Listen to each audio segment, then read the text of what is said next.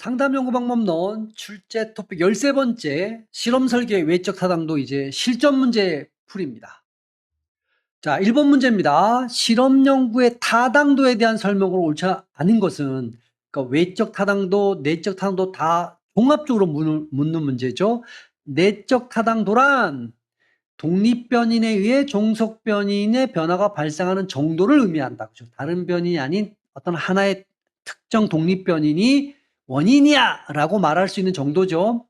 맞죠? 외적 타당도란 다른 대상, 다른 상황에 적용, 즉 일반화시킬 수 있는 정도다. 이것도 정확하게 맞고요. 1, 2번 아주 완전하게 정의를 내려놨습니다. 실험 기간 동안 우연히 발생한 외부 사건 나왔네요. 이거 역사적 요인이잖아요. 아, 이게 틀렸죠? 히스토리 이펙트, 역사적 요인은 외적 타당도가 아니고 내적 타당도 저해 요인이죠. 내적 타당도. 그래서 1번은 3번이 정답이 되겠네요. 가외 변인에 대한 통제나 무선 활동을 통해 내적 타당도를 높이려면 이놈이 원인이라고 분명하게 얘기해야 되잖아요. 그러면 다른 원인들, 내 가외 변인이죠. 얘네들을 통제해야 돼. 어떻게요? 무선 활동을 통해서. 그러니까 막 좀 두 개 다 들어있네요. 여기는. 어쨌든 맞죠. 측정 도구의 변동이나 관찰자 기준의 변화. 이게 이제 도구 효과죠. 도구 효과. 이거 당연히 내적 타당도에서 만나셨잖아요. 2번입니다. 대도시에 성적이 우수한 고등학생들만을 표본으로 선정했대. 아, 벌써 안 좋죠? 새로운 학습법을 그래서 효과를 입증하였다. 얘네 놓고 이 학습법을 했더니 성적이 엄청나게 올라간 거야. 이 연구 결과를 전국 고등학생에게 적용. 그러니까 이거를 전국에 적용하는 거야. 그럼 이걸 여러분 외적 타당도와 관련돼 있다는 걸 알 수 있죠? 그때 외적 타당도를 저해하는 가장 큰 요인은 뭐냐? 이 벌써 표본을 이렇게 간단하게 얘기하면 특수한 표본을 뽑은 거예요. 그래서 얘네들한테만 처치를 한 거야. 그러니까 이거를 특수하지 않은 일반인한테 적용하면 안 맞아 떨어지는 거지. 그러니까 피험자 선발에 문제가 있다라는 걸 알 수 있죠. 대도시 성적이 우수한 고등학생만 표본으로 선정했다? 특수 표본이네? 그럼 피험자 선발이 굉장히 특수했다. 얘네들한테만 처치했다. 그럼 이거를 일반화하기는 어렵다. 3번에 새로운 상당 기법의 효과를 검증하기 위해 인위적으로 설계된 관찰실에서 피험자들을 대상으로 실험을 진행했다. 피험자들이 연구자의 존재와 낯선 실험 환경을 의식하기 시작했어. 그래서 평소와 다르게 행동합니다. 이게 반응이죠. 리액티브 하는 거잖아요. 이게 반응성이에요. 그럼 그게 들어간 게 어디 있어요? 반응성 여기 있네요. 반응성. 3번에는 2번입니다. 4번 문제입니다. 호소 효과 아시잖아요. 요거는 이제 우리가 반응성, 반응의 한 종류죠. 1920년대 전기회사에서 발견된 것으로 실험 연구의 타당도 문제를 다룰 때 중요하게 언급됩니다. 맞아요. 얘는 내적 타당도도 저해하지만 외적 타당도도 저해하죠. 연구 대상자가 자신이 관찰되고 있던 사실 알고 평소와 다르게 행동한다. 이게 반응성이잖아요. 맞아요. 반응성이 하위 유형이니까. 이는 생태학적 타당도를 저해한다. 여러분들 처음 생태학적 오류는 만나셨죠? 네, 만나셨는데 생태학적 타당도가 뭐냐? 자, 이거를 조금 설명을 하려면 요걸 좀 보셔야 돼요. 실험실 환경이 있고 이거와 대비되는 게 생태학적 환경입니다. 반대 화살표로 이렇게 할까요? 생태학적 환경. 실험실 환경은 뭐 쓸 게 없죠. 실험실인 겁니다. 생태학적 환경 요거와 반대되는 겁니다. 그 얘기는 뭐예요?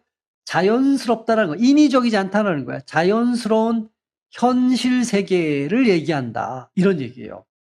그렇다면 여러분, 생태학적 타당도는 곧 이거는 뭐와 같다라고 볼 수 있냐면 외적 타당도다. 이렇게 봐도 괜찮죠? 물론 엄밀하게는 생태학적 타당도가 외적 타당도의 하위 개념이에요. 그러나 같은 놈이야 그냥. 이렇게 편하게 이해하시라는 거예요. 앞으로 생태학적 환경이란 말이 나오면 현실 세계구나. 그래서 이렇게 반응성이 나오잖아요. 반응 효과가 나오면 외적 타당도를 저해한다라고 여러분이 알고 있잖아요. 그러면 당연히 생태학적 타당도를 저해하는 거지.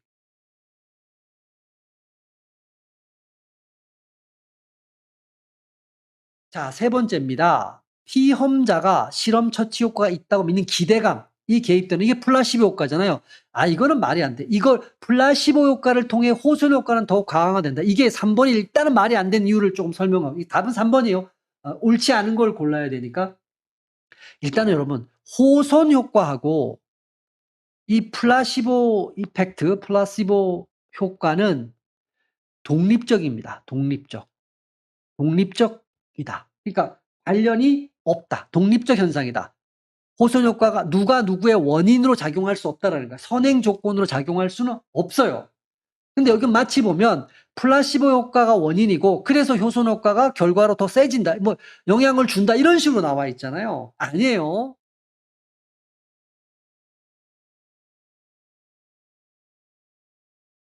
연구 대상이 연구의 목적을 인지하고 그에 맞춰 비정상적으로 반응할 경우 실험 결과의 일반화 실험 결과의 일반화 가능성이 바로 뭐예요? 외적 타당도잖아요. 외적 타당도가 낮아지게 된다. 맞죠? 비정상적으로 반응한다. 이게 반응성이잖아요. 호선 효과는 결국은 반응성 효과 안에서 얘기하는 거죠. 또 하나가 5번은 과대평가 맞죠? 과대평가입니다. 우리가 존 헨리 이펙트는 과소평가하게 되죠. 처치 효과를. 5번입니다. 자, 외적 타당도에 대한 설명으로 옳지 않은 거네요. 외적 타당도는 연구 결과를 실험상 외에 다른 대상, 다른 시점, 다른 환경으로 확장하여 일반화할 수 있는 정도다. 뭐 아주 너무나 멋진 정의죠. 외적 타당도를 높이기 위해서는 표본이 모집단을, 그러니까 표본의 대표성이 높아야 된다. 이미 우리 만났잖아요. 잘 대변할 수 있도록 표본의 대표성을 높여야 된다. 어떻게? 무선 표집으로 그렇게 할 수 있죠. 그러니까 무선 표집은 모집단의 특성을 골고루 반영할 수 있게 함으로 맞아 여기까지는 외적 타당도 주요 저해 요인이다. 이렇게 됐으니까 틀렸죠. 무선 표집을 하게 되면 표본의 대표성이 어떻게 돼요? 대표성이 높아져요. 그러니까 모집단으로 일반화할 할 가능성이 높아져요. 그러니까 외적 타당도도 높아져요. 저해 요인이라고 했으니까 틀린 거예요. 그러면 옳지 않은 걸 고르라 그랬으니까 5번에 3번이 완전히 옳지 않죠. 이걸 만약에 맞게 고친다면 어떻게 될까요? 있게 함으로 외적 타당도를 높이는 요인이다. 뭐 높인다. 향상시킨다. 뭐 하여튼 이런 느낌으로 쓰시면 되겠죠. 외적 타당도는 연구 결과의 실제 이용을 위해 내적 타당도와 함께 고려해야 할 중요한 요소다. 맞죠? 이 연구 결과를 실제 현실에서 이용하기 위해서는 외적 타당도가 중요한 겁니다. 둘은 그래서 다 중요한 요소죠.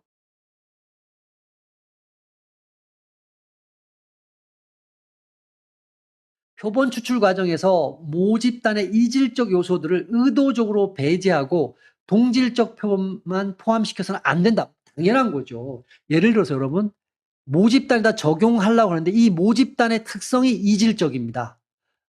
뭐 IQ 높은 놈, 낮은 놈, 중간인 놈 다 섞여 있는 거예요. 이렇게 골고루. 그런데 그런데 동질적 표본으로 한다라고 하면 표본의 대표성이 여기 보면 표본 추출 과정에서 모집단의 이질적 요소를 의도적으로 배제하여 동질적 표본만 만약에 포함시켜서 안 된다. 이건 맞는 건데 만약에 동질적 표본으로만 한다고 하면 이 결과는 모집단에 적용이 돼요? 안 돼요? 안 된다는 얘기지. 왜? 모집단은 이질적인 특성을 갖고 있는데 표본이 동질적이야. 거기서 나온 결과를 모집단에다가 확장 적용할 수 있다? 말이 안 되죠. 그래서 동질적 표본만 포함시켜서 안 된다. 그래서 여기서 표본을 뽑을 때 무작위 표집을 하는 이유가 뭐냐면 요 표본을 이질적으로 만들고 싶은 거예요. 실험 연구의 타당도 전반적인 거네요. 옳지 않은 겁니다. 무선 배치, 무선 할당은 그렇죠. 여러분 무선 배치, 무선 할당은 통제 집단과 실험 집단에다가 할당한다는 얘기잖아요. 내적 타당도를 높이죠. 무선 표집은 무작위로 샘플링을 한다는 얘기잖아요. 이거는 표본의 대표성을 높이는 거잖아요. 조금 전에 보셨지만 그래서 외적 타당도를 높인다. 이 말을 가지고 여러분이 이제 헷갈려 한단 말이에요. 제가 앞에서도 몇 번 이렇게 강조했지만 이거와 관련성을 한번 잘 보시라는 거예요. 이제는 정리가 됩니다, 여기서. 자, 2번입니다. 1번은 그러니까 맞는 겁니다. 연구 대상자가 자신이 측정되거나 관찰되고 있다는 걸 의식해 버려. 그래서 평소와 다르게 해. 이런 걸 반응성, 반응 효과, 반작용 효과, 대표적인 게 뭐 있어요? 호손 효과, 이런 거 있죠. 플라시보 이펙트, 그다음에 존 헨리 효과, 이런 게 있잖아요. 이거는 내적, 외적 타당도 모두에 심각한 위협이 된다. 이게 정확한 말이에요. 이런 효과는 둘 다, 오늘 한 놈만 하는 게 아니고, 물론 우리가 이 반작용 효과를 외적 타당도 저해 요인에서 보긴 했지만, 그죠? 이렇게 정리가 되어져 있어야 된다는 거예요. 그러니까 2번도 맞는 말이에요. 자, 3번은 어떨까요? 한번 보죠. 표본의 대표성을 확신할 수 없는 경우 연구 결과를 일반화하기 어렵잖아요. 당연히 외적 타당도가 낮아지는 거죠. 왜 대표성을 확신할 수 없을까요? 무작위 표집을 안 한 거지, 그러면. 그렇죠? 3번도 그래서 맞는 문장이 됩니다. 연구 참여자들을 실험 집단과 통제 집단으로 무선 할당을 한 거예요. 그러면 내적 타당도가 높아지잖아요. 당연히. 우리가 이미 했죠. 자, 단순 무선 표집. 이거 그냥 랜덤 샘플링이에요. 무선 표집이라고 보시면 돼요, 그냥. 실시하더라도 일반적으로 아니 말이 안 되죠. 무선 표집을 하면 표본의 대표성이 어떻게 되죠? 다시 또 써보죠. 대표성이 올라가요. 그럼 요거를 모집단으로 일반화할 가능성이 어떻게 돼요? 올라가요. 그럼 외적 타당도가 어떻게 되죠? 올라갑니다. 근데 외적 타당도를 향상시킬 수 없으므로 이미 이 말이 틀린 거야. 그렇죠? 외적 타당도는 항상 고정적이다. 말도 안 되는 얘기죠. 이걸 옳게 고쳐볼게요. 단순 무선 표집을 실시하면 일반적으로 표본의 대표성이 올라가서 외적 타당도가 올라간다. 이렇게 가야 되겠죠. 높아진다. 이렇게 정리를 해줘야지 정확한 말이죠. 그러면 틀린 걸 골라야 되니까 5번이 6번에는 5번이 틀렸습니다. 7번 문제 넘어왔습니다. 사례 A가 공장, 우리 호성 공장 생각나네요. 조명을 어둡게 했음에도 불구하고 노동자들은 자신들이 여기 연구 대상이라는 점을 인식한 거야. 아, 나가 관찰당하고 있네 라고 인식하니까 평소와 다른 행동을 해요. 아주 열심히 하는 척해. 높은 생산성이 나왔어. 그래서 이런 게 나왔고, 새로운 금융상담 기법 효과를 측정하기 위해 연구자가 상담자들 실에 배석했어. 연구자도 같이 있는 거야. 아, 연구자가 나를 보고 있구나. 피험자들이 평소보다 더 열심히 해. 그죠? 이런 게 바로 반응 효과라는 거. 그러니까 금방 알 수 있죠. 7번에는 5번, 8번입니다. 다음 사례에서 공통적으로 관찰되고 있는 현상으로 가장 적절한 겁니다. 피험자가 검사를 치르는 경험이나 특정 과정에 자체 영향을 받아 여기 평소와 다른 점수 이런 말이 나오네요. 아동이 성인의 관찰 여부에 따라 자신의 공격적 성향을 스스로 조절하여 평소보다 덜 공격적 느낌이 왔죠. 이건 반응성이겠구나. 그러니까 평소와 다르게 행동하는 게 반응이에요. 평소와 달라. 평소와는 달라. 느낌이 요겁니다. 내가 측정당하고 있구나. 누군가 나를 지켜보고 있구나. 이걸 인지하는 순간 평소와 다르게 행동하고 평소와 다른 점수를 내고 막 이렇게 되는 거. 이게 다 리액티브 이펙트다. 반응성이다.